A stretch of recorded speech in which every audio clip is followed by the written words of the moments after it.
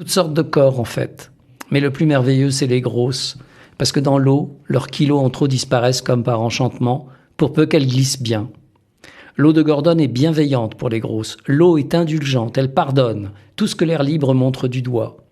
Au point que... qui est génial dans votre livre, d'abord parce que c'est des chroniques, c'est très court, c'est des petites histoires, c'est comme...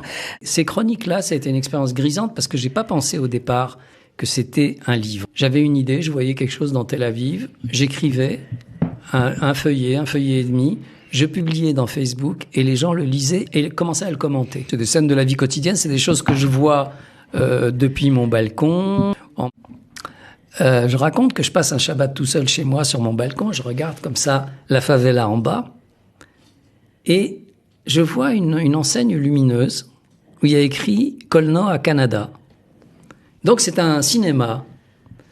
Et je me dis, mais comment il peut y avoir un cinéma dans cette favela? Et finalement, je vais voir et je tombe effectivement sur un cinéma gardé par deux adolescents. Mais des adolescents, on aurait dit qu'ils sortaient d'un roman de Carson McCullers. C'est-à-dire la fille, elle était imposante, comme ça, très, très grande, très forte, bien plantée sur ses pieds. Et le mec, c'était un petit tout menu et tout. Et je dis, mais c'est un cinéma. Elle me dit oui. Je dis, mais qu'est-ce qui passe comme film? Et elle me dit, ce soir, c'est Paris, Texas. Et je lui dis donc, c'est un ciné-club, parce que Paris, Texas, c'est un vieux film. Et elle me dit, c'est quoi un ciné-club? Alors je lui dis, c'est un cinéma où on passe des vieux films. Et donc elle me dit, ah bon, d'accord, pas plus remué que ça, quoi.